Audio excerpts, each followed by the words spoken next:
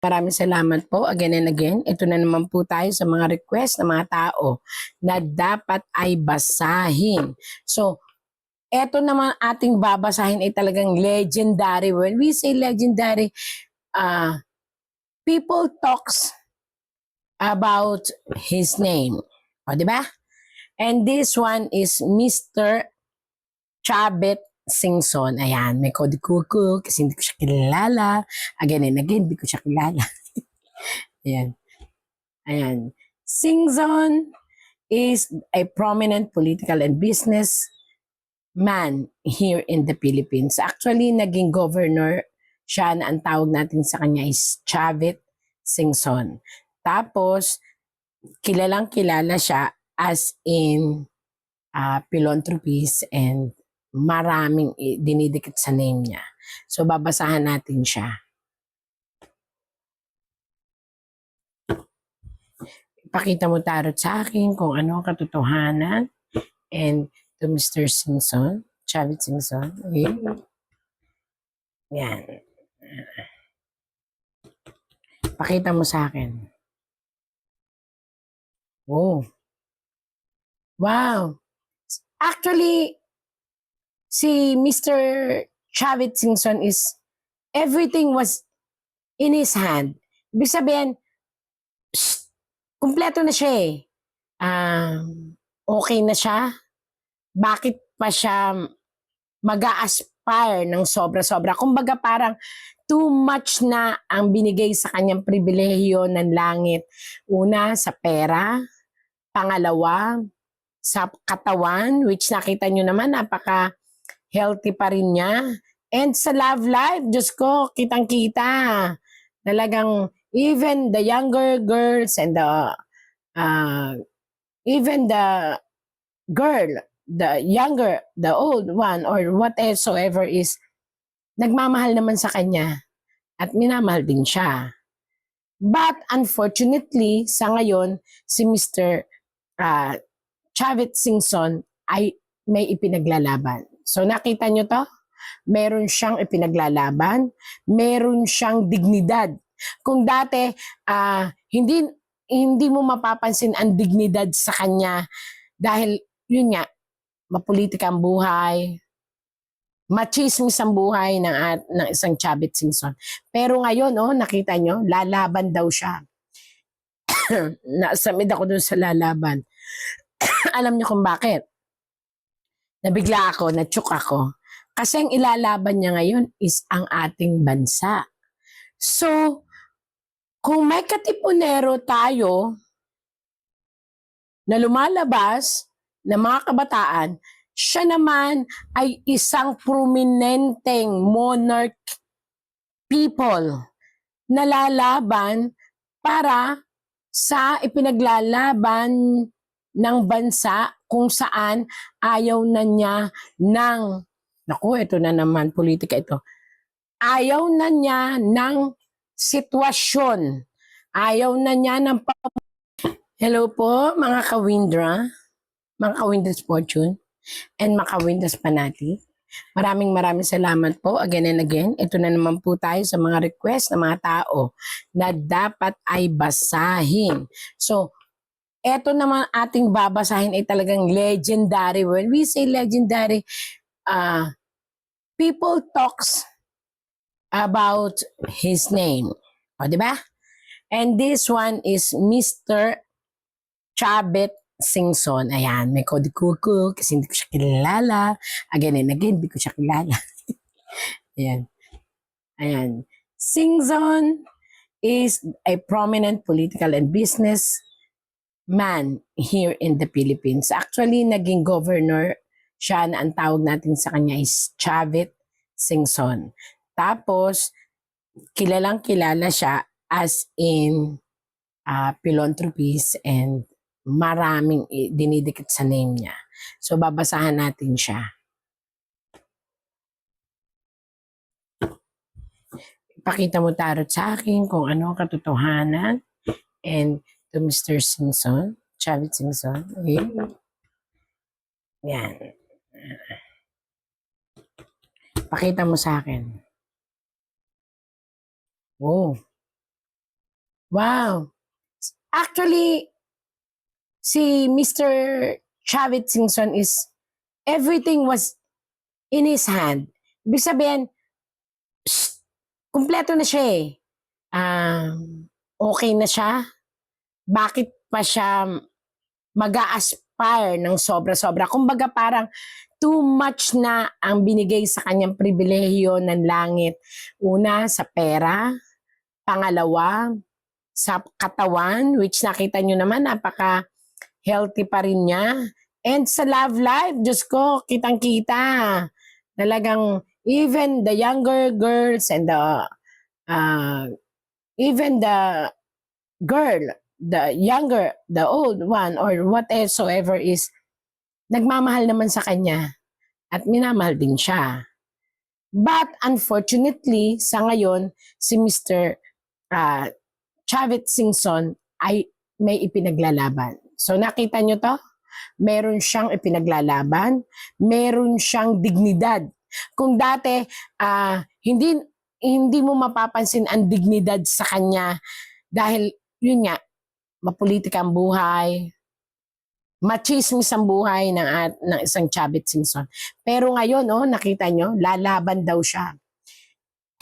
Nasamid ako dun sa lalaban. Alam niyo kung bakit? Nabigla ako, natsuk ako. Kasi ang ilalaban niya ngayon is ang ating bansa. So, kung may katipunero tayo na lumalabas na mga kabataan, siya naman ay isang prominenteng monarch people na lalaban para sa ipinaglalaban ng bansa kung saan ayaw na niya ng, naku, ito na naman, politika ito. Ayaw na niya ng sitwasyon. Ayaw na niya ng pamumuno. Ito, didirektahin ko na po kayo. Ang pino-point out po rito niya ay ang pamumuno at ang pagpapalakad ng ating presidente. Kakaiba siya. Kung ang pinaglalaban ng ating mga kabataan na para sila mga katipunero ay ang graft and corruption, and ang katotohanan kung sino ang nasa graft and corruption na yan, ang atin pong, again and again po tarot lang po ito, ang atin pong Chavit Singson ay pinopoint out niya talaga. Ito yun, Bakit sinabi ko sa inyo, asan po yung nagsasabi, wala naman tao dyan. Pinopoint out niya.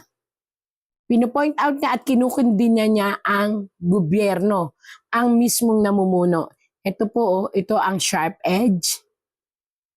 Mahirap labanan ang sitwasyon. Nakita niyo yung hawakan ng kumbaga ito ay espada. Ito po ay ang namumuno. Ito po ang pinagdadaanan ng ating gobyerno. At may dalawang tao siya na concern siya, which hindi ito politika, kundi naaawa siya and alam niya ang katotohanan. Parang ang pinopoint out niya dito is justice for ating dating presidente. Na bakit nangyari na ibang bayan at ibang bansa ang gumawa ng batas para doon ma-detain, and malawak ito, ang laki.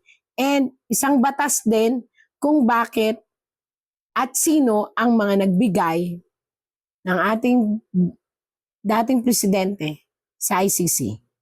So napakalaki ng hinahawakang role ngayon ni Chavit Singson. Hindi lang ang pamamaraan ni presidente, ang pamamaraan ng gobyerno at ang korupsyon, kung hindi na rin ang pamamaraan bakit hindi maibalik ang ating dating presidente. Concern na concern siya. Siguro it's a matter of heart. Siguro naisip niya na kung nangyari kay dating presidente na ibang batas ang nakialam, maaaring mangyayari rin ito sa iba na dito naninirahan sa Pilipinas. So, malawak ang ipinaglalaban ng ating si Chavit Singson. And willing siya.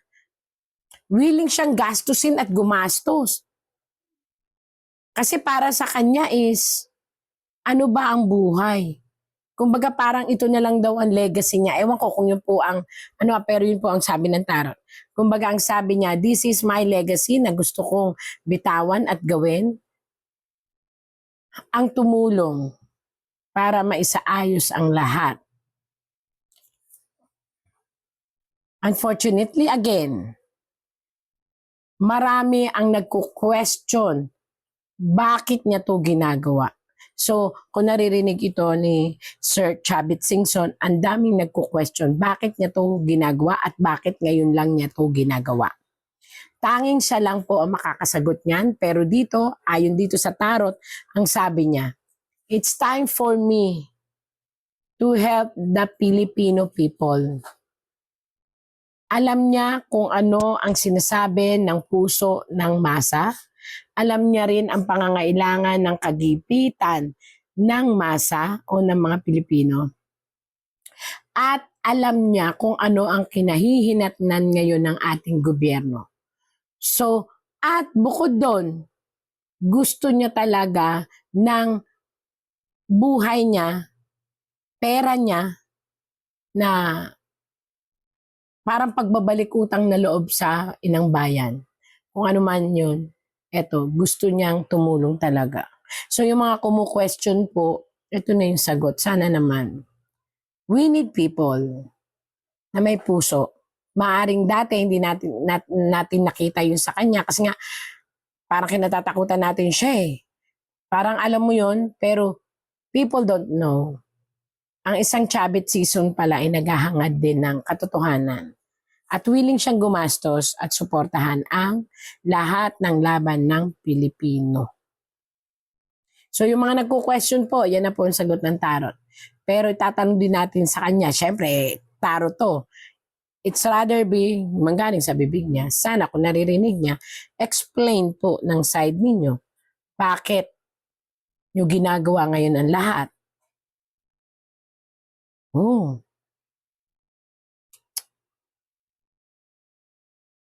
Ito ay isang partisyon ng kanyang sarili. Parang gusto niyang sabihin na napaka-blessed niya, yon. Kaya nakabaliktad na part of heart ito at pagkatao ni Mr. Chavit Singson. Oo, sabi niya, napapalibutan ako at napapalibutan ako at palumutian ng mga material na bagay, mahal at hindi. Kumbaga sa kanya is sobra na siya sa yaman. Yun ha, sinasabi din ng tarot. But eventually, may puso naman daw siya. So, nakikita niya siguro na parang di kasi siya naniniwala na ang ating, eto na, didiretsuhin ko kayo, dito, hindi siya naniniwala na walang kinalaman ang pinaka pinuno o nangangalaga sa bansa o ang presidente. Hindi siya naniniwala na walang kinalaman ng presidente sa lahat ng nangyayaring kahirapan ng Pilipinas. Yun na po ang pinaka main definition nun. At matapang po siya. Sabi nga parang suicidal siya. Sasabihin niya lahat ng gusto niya, sasabihin lahat ng alam niya dahil ang feeling niya, dito na eto na yung time para ipakita ko sa madlang people na ako ay makabayan and willing to die din.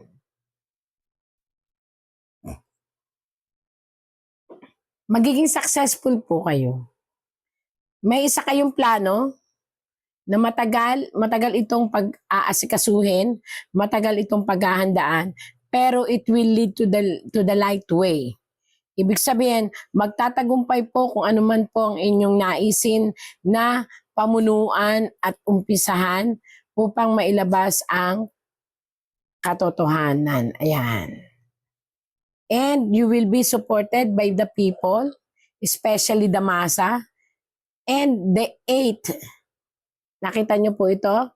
Walang number na 8, pero bakit sinabi kong 8? Nakita nyo po ito, may tatlong A. 1, 2, 3. A, ito ay mga nagtatagong kabataan. Sino-sino yan? Nagtatagong mga kabataan. Sabi ko po, 8 pero nabasa pa lang natin 1, 2, 3. 3 kabataan ang tutulong sa kanya ng mga smarte, matatalino at ito ay mga nakaupo sa politika. At may dalawa, yun po yung dalawa. Ito ay isang bansa na maganda at makikisimpatya. So 1, 2, 3, 4, 5. Isang mga dating hindi naniniwala sa lahat ng sitwasyon at sunod-sunuran ang biglang magsusulputan. So may mga darating po na mga susuporta, mga dating hindi naniniwala at ngayon ay babatikusin na rin ng gobyerno. Ito po yung napakarami. So bukod po dun sa sinasabi kong 8, kasama na po dun si Chavit Singson sa 8. Tapos 3 matatalinong mga nakaupong kabataan. Bukod pa po doon sa 2 malaking bansa. Maaaring ito bansa or tao na malaking impluwensya. Yon. And ito pong isa nagre-represent siya ng may parang papel. Yung mga dating nagperma sa kung ano man pinirmahan, ito ho, ang linaw baka sabihin nyo may gumagawa-gawa. Ako ito, nakita nyo, may isang papel na nilagak sa isang unit o sa isang gobyerno, sangay ng gobyerno. Yan, na pinapermahan. Ngayon ay babaliktad na ang iba. Hindi ko alam kung ano yun. Lahat ng pumerma dito sa sangay na to ay babaliktad dahil maiipit sila sa dulo at napapansin nila na nagkaroon talaga ng maling interpretasyon. Yun po ang sabi ng baraha. Isang mga grupo na dating pumerma sa anumang pinaperma ng gobyerno para sa isang kaso noon ng isang tao ang biglang magbabaliktaran at magtutulong-tulungan upang hindi mamatay ang case of corruption at mailabas ang katotohanan sa madlang people upang malinis din ang kanilang mga pangalan. Yun po.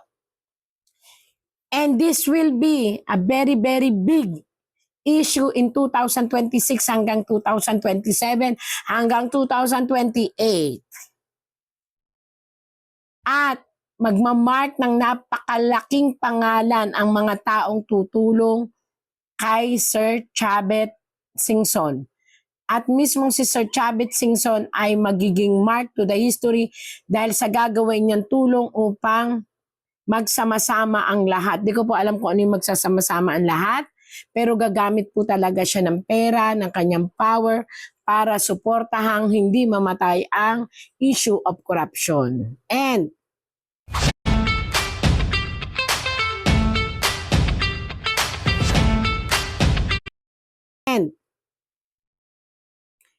hihiling din siya ng isang malawakang suporta sa mamamayang Pilipino. Hindi ko po alam kung ano yon. Pero pakaingatan ng kalusugan, although kayo naman ay physically fit, may kaunting tama ang kolesterol at ang puso, pero kayang-kaya. Kayang-kaya kasi baka pagalitan ako ni Sir Chavit Singson. Hindi ko alam. May something power po sa inyong katawan. You are being blessed by a power, which is, I don't know kung it was given by a shaman or anybody na may kaalaman at ipinainom sa inyong katawan. And this is, you have also a power inside in your katawan. Sorry po lumabas hindi ko po alam kung ano po yun. Again and again, para sa inyong lahat, napakalawak po ng mangyayari dito sa pangalan ni Sir Chavit Singson. Di ko alam kung bakit lumabas dito na magpo-form siya ng history. Gagawa siya ng isang gawain na mapafocus sa history. Hindi ko po alam yon. Na ito ay hihingin niya ang tulong ng buong sambayan ng Pilipino. So kung ano man po yon, ito po again and again, hindi ko kilala ang mga taong tinatarot ko. No politically drama or issue. Binabasa ko lang po ang tarot.